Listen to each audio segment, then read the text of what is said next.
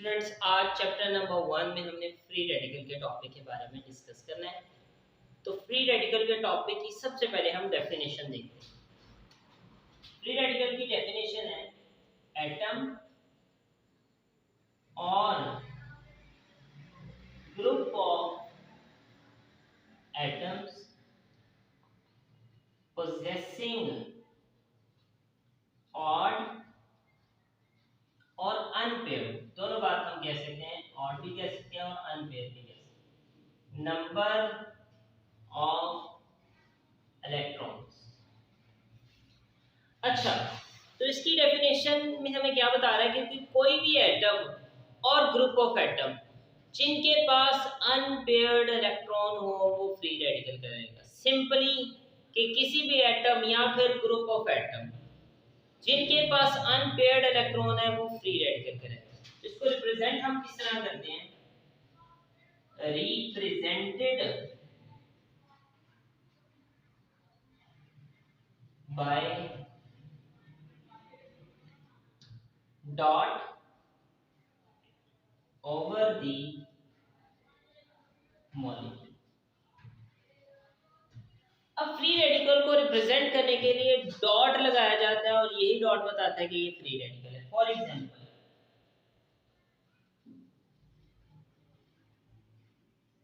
क्या ले सकते हैं हम, एग्जांपल ले सकते हैं CH3 डॉट।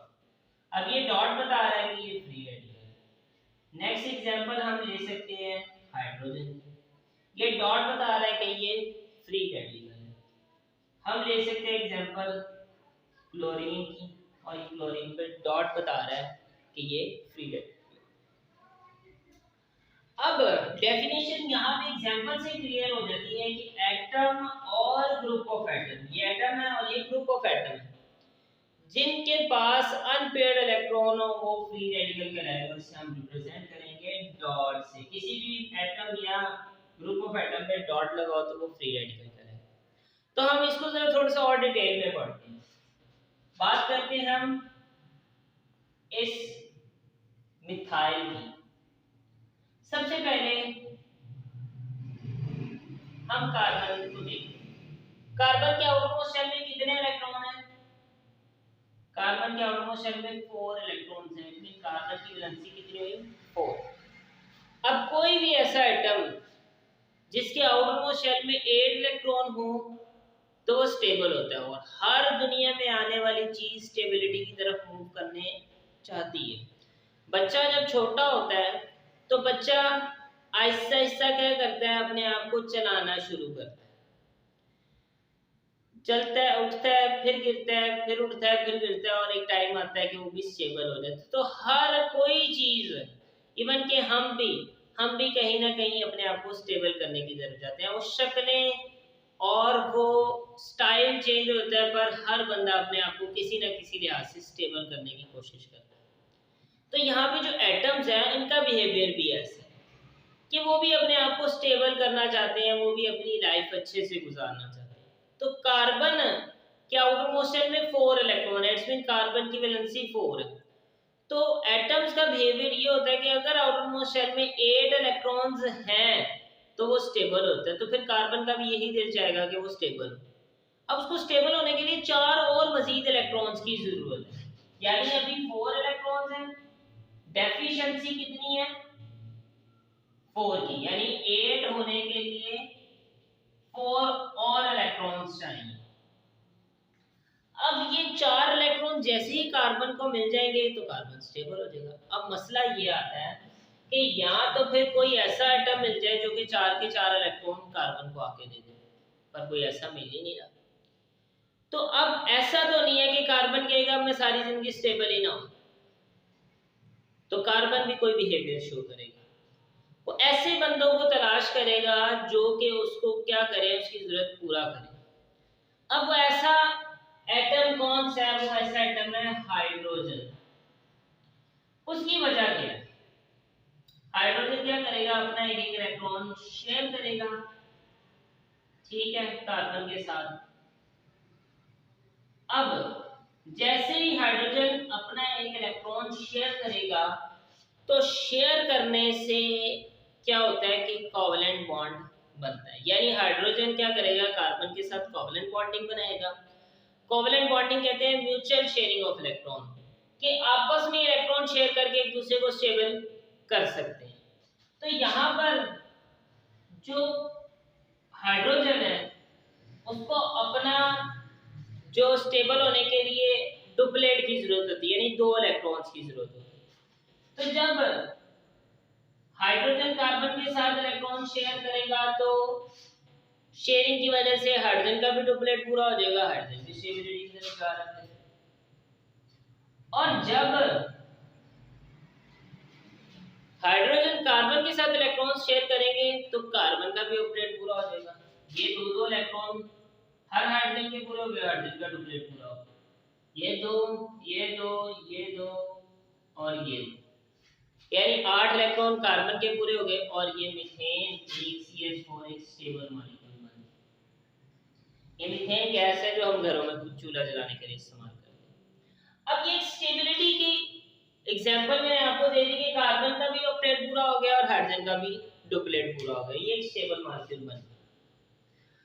अब अगर कोई भी कार्बन का बॉन्ड ब्रेक होता है, अब जब कोई भी हाइड्रोजन का बॉन्ड ब्रेक होगा वो भी होमोलेटिकली, तो ब्रेक होने की वजह से क्या होगा, वहां पे एक इलेक्ट्रॉन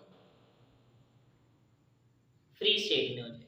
जैसे कि बात करते हैं, ये कार्बन है यानी ये मीथेन है, ये हाइड्रोजन और ये हाइड्रोजन। अगर ये वाला हाइड्रोजन किसी भी रीजन की वजह से होमोलेटिकली ब्रेकडाउन होती है,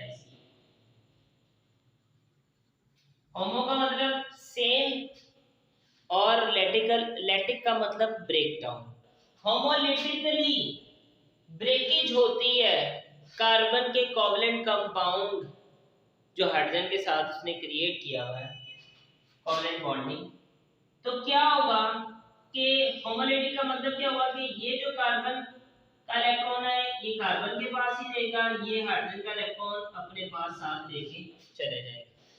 अब ये ब्रेकेज या ब्रेकडाउन ऐसे नहीं होते, या तो सनलाइट की वजह से होगी,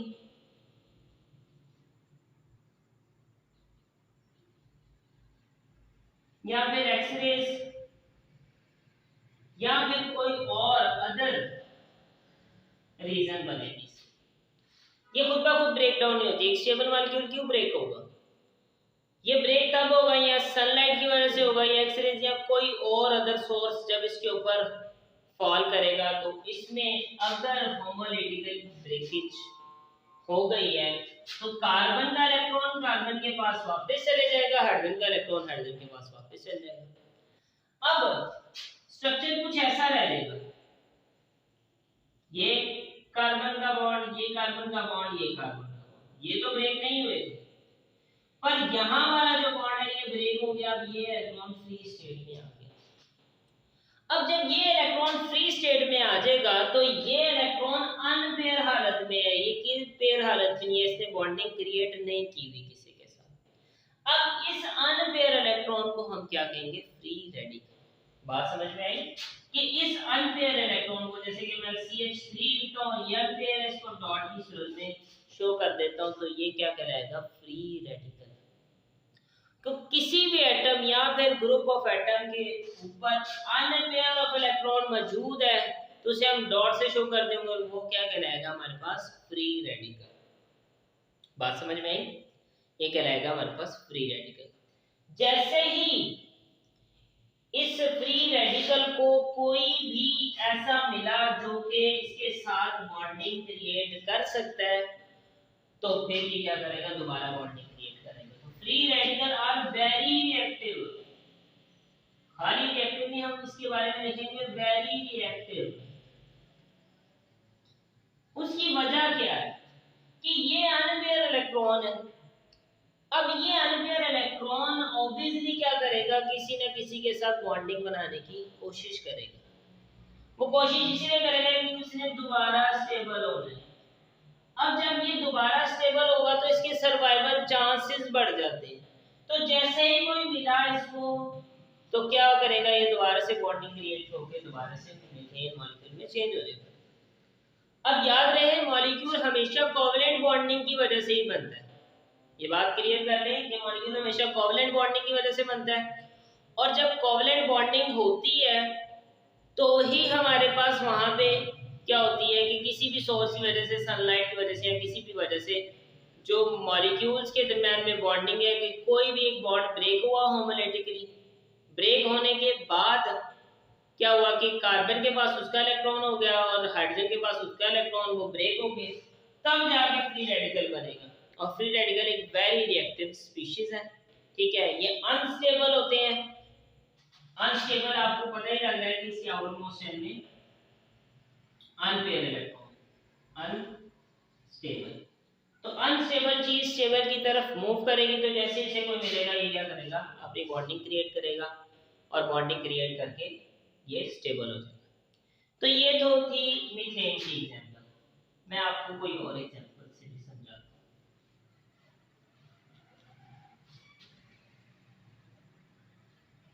हम बात करते हैं क्लोरीन के मॉलिक्यूल, Cl2 की बात करते हैं। अब यहां पर अगर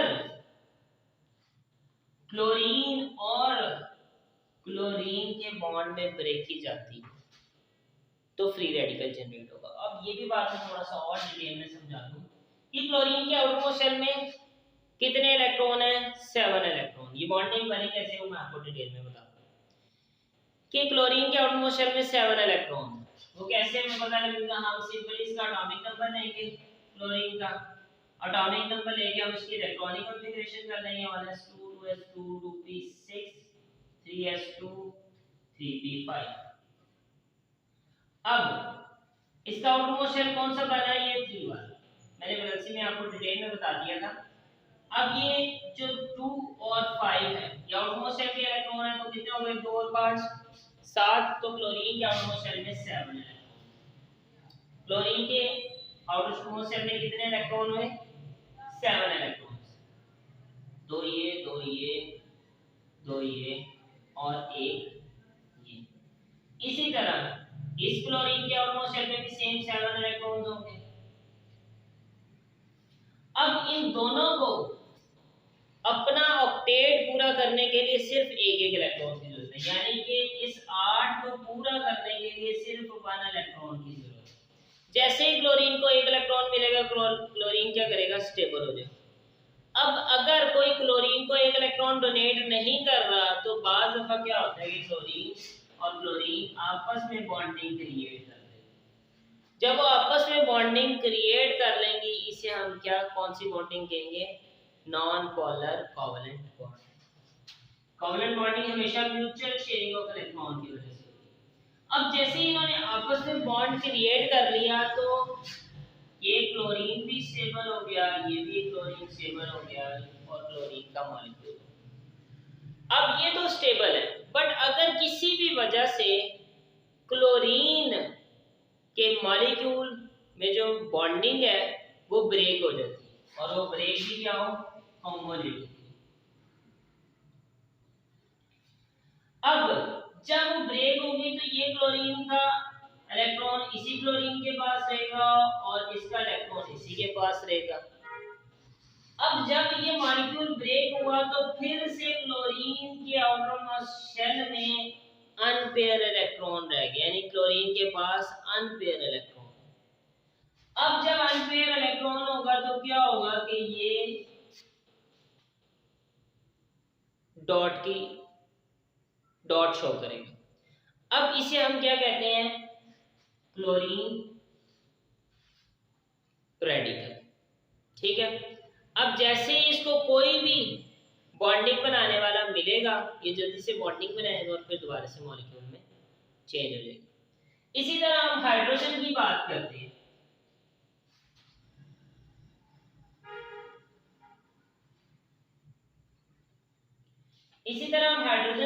करते हैं।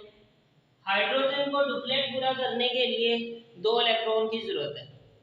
अगर हाइड्रोजन का जो मॉलिक्यूल है वो होमोलिटिकली ब्रेक हो, तो जब वो होमोलिटिकली ब्रेक होगा तो क्या होगा कि रेडिकल जनरेट होगा और रेडिकल को हम डॉट से शो करेंगे और radical is very reactive species. जैसे ही दोबारा इसको कोई रिएक्ट करने वाला मिल जाएगा तो दोबारा किसी के साथ रिएक्ट करके अपना डुप्लेट पूरा कर।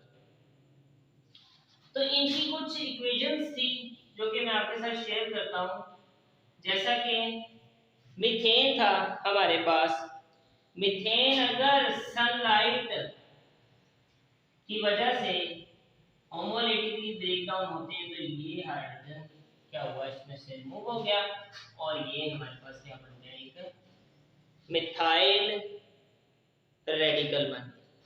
ठीक है, यहाँ से हाइड्रोजन की एक रेडिकल बन गया।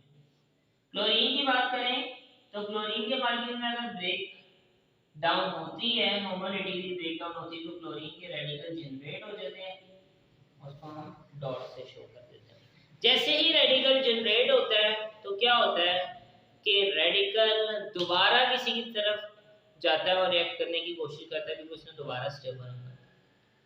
तो रिएक्टिव स्पीशीज हमारे पास रेडिकल है क्योंकि उन्होंने अपना आउटमोस्ट शेल कंप्लीट करके एक स्टेबिलिटी की तरफ मूव करना होता है। तो स्टूडेंट्स ये था टॉपिक हमारा फ्री रेडिकल का, जिसमें हमने इसकी डेफिनेशन और कुछ एग्जांपल्स के थ्रू समझने की कोशिश की। उम्मीद है आपको ये वीडियो पसंद आई होगी। अगर आपको ये वीडियो पसंद आए तो आप हमारे चैनल को सब्सक्राइब करें, शेयर करें। Thanks for watching.